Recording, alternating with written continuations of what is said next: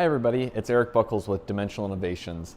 I'm excited to share with you this webinar with NACDA, Justin Mayland at Arkansas, and Danny Lewis at Shield Lockers, talking about future trends in locker room and locker innovation. I hope you enjoy it. Justin, as you all look at a remodel or a ground up new facility and you're looking in, maybe not just the locker, but the locker room specifically, how do you guys go out into the marketplace and do your research and start that process? What are you looking at? What are you looking for? Yeah, it's a good question, Danny. Obviously, every coach has their initial thoughts. Sometimes in a renovation, you have a certain space and what's capable in that certain space. So that, that's where you're going to start. Here we just started here in the last year or so. Is actually we keep a portfolio and actually have what we think is up to date. Most of our competitors around the country of certain spaces, obviously locker rooms being one of them. We'll have some facts and figures about them, and just being able to use that as a resource guide to see what the trends are, what people are doing. It's kind of a good starting point for us.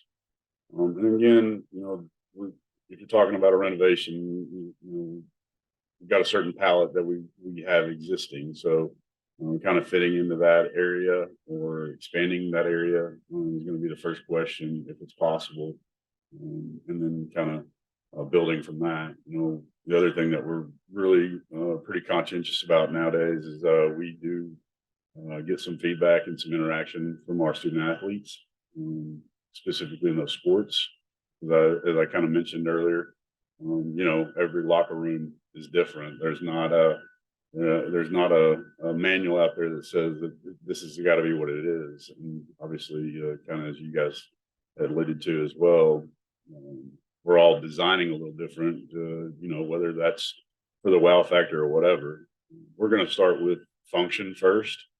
Not to say that form doesn't provide some recruiting wow and things of that nature, but we definitely want the locker to be functional. Our student athletes are obviously spending a lot of time in there, and so that's where we're going to start, and then we just kind of build out from there and kind of let the process evolve and see what we can come up with. Collegiate football, some of the data that we're seeing, your average number of lockers across all projects are 124. Your average locker room square footage that we're seeing in collegiate space is just under 6,000 square feet. What you'll see on the pie graph, the circle graph on the other side, you'll see just percentage of what kind of space we're seeing. How are they laying them out? Is it an oval? Is it outer perimeter with rows in the middle? Is it an open setup, or is it an aisleway on one side or the other and then rows shooting off of it? Collegiately, we're seeing an average cost for football at $5,200 a locker. I will say that is some caveats to the pricing. Obviously, when we say the number, that is the locker itself. That is not all the extras that come with it as far as the shipping and the installation. That is the material, the locker itself. Average dims that we're seeing in the collegiate space, 35 inches wide, 26 to 38 inches in depth at the bench, and 100 inches high. Something else to think about. What you're not seeing in this numbers, there's been a trend. Obviously, you'll see there's some lockers in the space that have those zero gravity chairs in there. A lot of times those chairs do not fall into the scope of the locker. The school will provide those themselves, and that is a extra expenditure not included in kind of these numbers. Justin, did I miss anything as far as when you look at a game day space versus an everyday space? How do you approach those if they are separate? No, I think you summed that up pretty well. And obviously, game day is more of a showpiece for the most part. Obviously, there's going to be a lot of display involved, and it is definitely more of a wow factor locker room in my mind. The everyday space has to be functional, and that's going to be where you're going to really get into the meat of the locker and what does it do.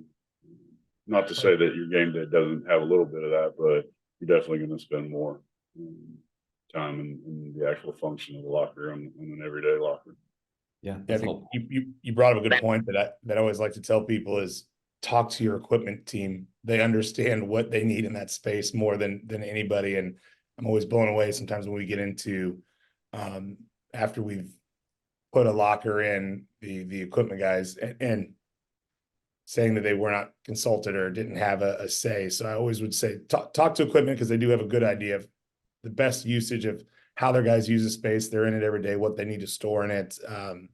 That's always a valuable resource for folks to have. Well, if you think about it, they touch it more than anybody except maybe the student. Better than Yeah. I would say. 100%. Keep moving into collegiate basketball. Again, a lot of the same information, but it's always really interesting to see, who and what are doing things. I think the interesting thing you're seeing, especially in collegiate space, is they want that NBA feel, which a lot of times means no in-locker seating like you'd see on the bottom corner from Vanderbilt. They like that chair, the NBA feel where the chair is outside and plenty of, good Lord, plenty of shoe storage. There's not enough shoe storage for basketball lockers. But if you go ahead and go to the next one, what we're seeing in that space is your average number of lockers in collegiate basketball, 17. The square footage of a locker room, because we're starting to see more team rooms or team spaces attached to these locker rooms. So we're actually noticing that the locker room size is shrinking, but they're gaining space and team space elsewhere to hang out. So you're seeing about 706 square feet as our what we're seeing in the average square footage of a locker room. The most common thing is a 3-sided squared off room. We are starting to see more and more of the locker rooms on a radius, be it an arch or a full circle. But you can see that information on the place there. Average spend is pretty close to football for that matter. You're seeing about $5,600 a locker is what we're seeing. 34 wide by 20 to 34 deep, 97 high. We have a joke here that if you build a basketball locker and it can't fit at least 8 pairs of size 18s, you have not done your job correctly. Every athlete fancies himself a sneakerhead. Basketball players tenfold that. So always something to keep in mind. Where are all these shoes going to live? How do you have the opportunity to display them? Again, this is a good example of what I mean when we're seeing locker rooms get a little bit smaller because there is team space out there. North Carolina women's basketball, just a straight aisle locker room space, as they have team spaces attached to it and decided to maximize that space in there and looking at ways to display their partnership with Jumpman and display the shoes.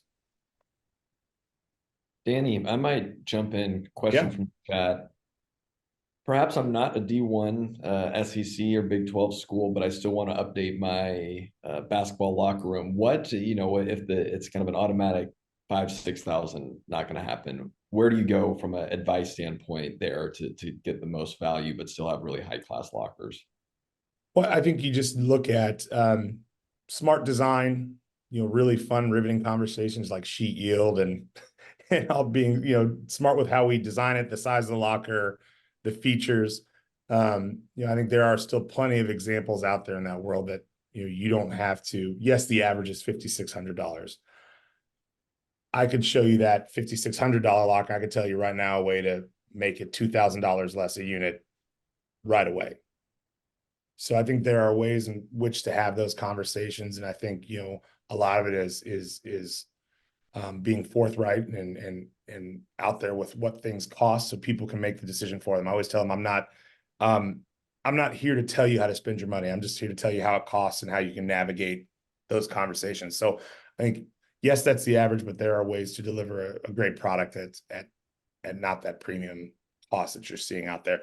And I will say you are definitely seeing an increase in width in basketball lockers, collegiately and professionally. We're starting to see those things get wider and wider.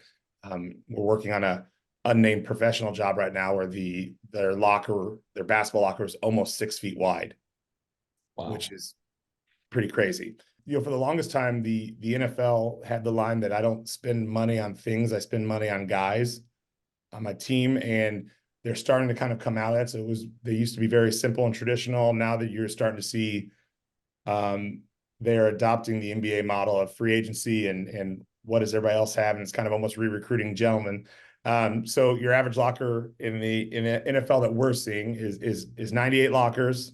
Your average locker room square footage is about 5,500. You can see the breakdown there. They are spending a little bit more per locker at 6,300. You can see dimensionally there, 38 wide, 24, 39, and 98 high. We'll jump into some examples there. Again, where we're seeing a lot of the remodels happening are in a lot of these new stadiums. So a lot of game day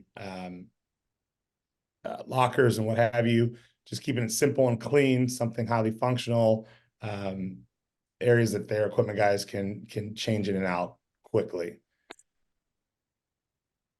Professional basketball definitely is ahead of the curve in the sports world on spending some money on lockers. Free agency has become a big re-recruiting tool for these teams, and we get a lot of asks that, especially in the Power 5 world, of I want a professional feeling locker room. What does that mean? Well, on the next slide, you'll get an idea of kind of what that means and what that looks like. Average locker is 17. Well, the new CBA came out. That number is increasing, so that will go up. But your average locker room space is almost 1,900 square feet, mainly because they don't have the team space. Their guys use their locker room and they're in and out, so they have a larger space than you would see in the collegiate side. Your average locker in the NBA is $13,000. Almost 14, excuse me. And you're seeing the lockers are a little bit wider and definitely taller. Again, utilizing the premium of shoe storage. That's the age-old tale with the equipment guys, even in the NBA, is I've got to get these shoes and boxes off the floor and into a locker somewhere. So with a lot of these NBA teams, you're seeing the request to be able to hold 12 to 15 pairs of shoes, as well as a space to display and show off if one of the athletes has a signature shoe. Future locker design, and Justin, I'll let you chime in too here after I get done blabbing. What we're seeing a lot of requests for, like we talked about, is shoe storage. I think with folks, apparel deals, they're seeing more gear and more shoes than ever before. How do we keep that clean? How do we make sure everything has a space? How are you coming up with creative ways to store the shoes, display them? We are in the day and age of, you are still recruiting your high school kids as always. You're re-recruiting your team now at the end of the year, and you're possibly recruiting kids from other universities who are in the portal that have seen a lot. So how do you stand out? How do you offer something that they haven't seen? So we're always getting interesting requests for future design. We've done, you're seeing smart tint installed in glasses where it can be a display case. 1 second, you can hit a button and the whole case goes opaque and you can't see in. Integrated tech as far as nameplates go, a screen up top where your equipment manager can manage that nameplate from their phone. If they get a text at 8:00 at night that we've got a recruit or a possible transfer showing up tomorrow morning, we need to have a locker set, they can change that nameplate from their phone for that hour that kid's in the locker room to be that kid's locker set up for them. And then as soon as whatever time you schedule, 9, 10 o'clock that they leave, it switches back over to the permanent nameplate. Power, charging, lights, fans, all of that is out there. You're starting to see more requests for, this is not the locker itself, but in the locker room, you're seeing requests for sleeping pods and areas for athletes to rest and recharge. So it's an interesting new world, and I'm kind of excited to see where it goes and where we take it. Certainly have time for final thoughts, but I had kind of one big picture question that I'll maybe pose to the group, and I'll provide maybe a thought on as well. But, we've seen the arms race of collegiate athletic facilities ramp up for the past 20 years, and locker rooms keep getting bigger, cooler, more sophisticated. with the changing climate of everything that's going on in collegiate athletics, transfer portal, or NIL, et cetera, when you're looking 3-5 years out, does the rate of these facilities improving and getting even more elaborate continue? And you can interpret that however you wish, whether it's locker specific, locker rooms as a whole. What do you see coming over the next 3 to 5 years when it comes to these spaces? Justin and then Danny. Well, I would tell you that at least in my shoes, I'm looking at it pretty conservatively right now, understanding where we're spending our dollars, kind of the state of college athletics, and kind of a wait and see mentality a little bit. Doesn't mean that we're not going to keep pressing forward with trying to make tweaks and advancements and everything else. But I do think